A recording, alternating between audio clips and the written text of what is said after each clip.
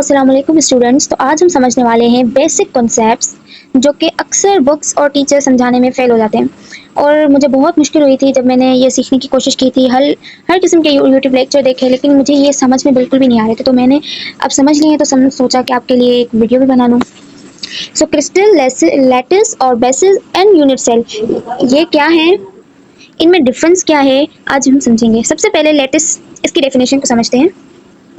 Lattice lettuce की simple definition है, it is periodic arrangement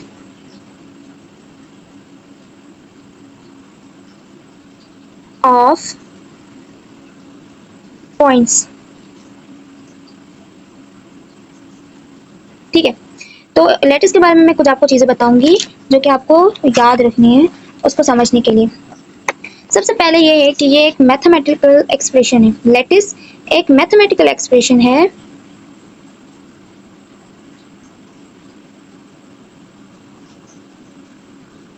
ठीक है, और दूसरा ये कि ये एक फ्रेमवर्क होता है पॉइंट्स का, जिसमें कोई भी एटम, फिजिकल एटम नहीं होता। मतलब ये किसी भी क्रिस्टल की ज्योमेट्री बताता है, उसकी मैथमेटिकल अरेंजमेंट बताता है पॉइंट्स के फॉर्म में। ठीक है, तो लैटिस उसे कहते हैं। जैसे कि सोडियम क्लोराइड है, तो उसकी हम लैटिस क्या होगी, मैं दिखाती हूँ। ये देखें, ये है लेटिस। लेटिस को हम ऐसा भी कह सकते हैं कि ये एक जाल है। ठीक है, तो ये समझने कि लेटिस जो है एक इमेजिनरी पॉइंट्स की अरेंजमेंट को कहते हैं, जिसमें कोई भी फिजिकल एटम या कुछ भी मौजूद नहीं होता। ऑन द अदर हैंड हम क्रिस्टल को देखें, हम क्रिस्टल की बात करें तो it is the arrangement of atoms, it is the periodic arrangement of atoms. Crystal की बात करें, क्रिस्टल, मैं इसकी डेफिनेशन लिख देती हूँ। देखिए, it is periodic arrangement of atoms, और ये फिजिकल प्रॉपर्टीज बताती है। फिजिकल, वो मैथमेटिकल, ये फिजिकल, उसकी जैसे कि melting point and all that, ये इस पर डिपेंड करता है। और क्रिस्टल को दिखाऊं तो ये इस तरह से होता है। ये पूरा एक क्रिस्टल है ना, ये हमारा, सॉरी, ये देखें, ये क्रिस्टल है, इसे क्रिस्टल कहेंगे। और लैटिस किसे कहेंगे, एक जाल को। जैसे ये बनी हुई है, ये पॉइंट्स और डॉट्स की में ही है, लेकिन ये जो है यहाँ पे हमें एटम्स बता रहे हैं कि इसमें ये एटम है, और इस जगह पे क्रिस्टल में इस तरह से सारी चीज़ें बताई जाती हैं। और जो क्रिस्टल होता है ना, ये दो चीज़ों का बना हुआ होता है। ये क्रिस्टल दो चीज़ों का बना होता है, एक लैटिस, दूसरा प्लस में, मैं इसे भी टाइपिंग में लिख लेती हूँ, 2 मिनट।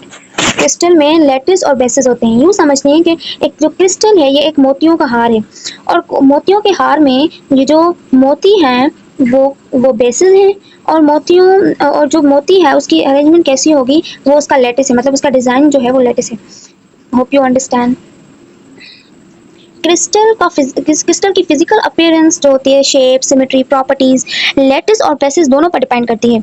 और लैटिस जो होता है वो ऐसे समझे स्केलेटन होता है, एक इमेजिनरी फ्रेमवर्क होता है। और जो क्रिस्टल होता है वो रियल सॉलिड स्केलेटन और एक्चुअल पार्टिकल्स का बना हुआ होता है।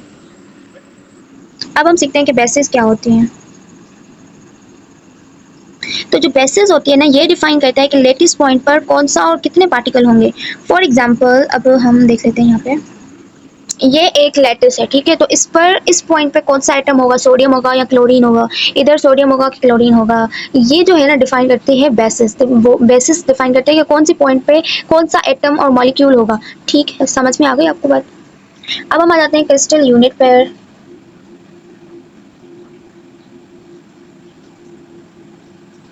क्रिस्टल यूनिट जो होता है ना, वो एक सिमालिस्ट रिपीटिंग 3D ब्लॉक होता है जो पूरे क्रिस्टल को रिप्रेजेंट करता है। जैसे कि ये क्रिस्टल है, तो इसका जो ये वाला हिस्सा है ना, ये इसका सिमालिस्ट यूनिट है। अब इसकी जो अरेंजमेंट है ना, वो पूरे क्रिस्टल को रिप्रेजेंट कर रही है कि इसके सामने भी ऐसा ही क्रिस्टल होगा, होगा, यूनिट सेल होगा, या क्रिस्टल यूनिट भी कहते हैं। ठीक है, तो जो बेसिस है, वो पार्टिकल सेट जो लैटिस पर प्लेस होगा। और यूनिट सेल जो होगा स्मॉलेस्ट रिपीटिंग बॉक्स, जो क्रिस्टल स्ट्रक्चर को डिफाइन करता है।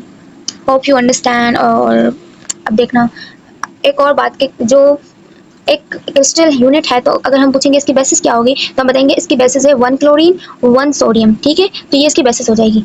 तो होप यू अंडरस्टैंड कि क्या है। और एक और चीज़ मुझे याद आ गई, जो कि आप एज अ पॉइंट याद करोगे तो आपको जो लैटिस होता है ना,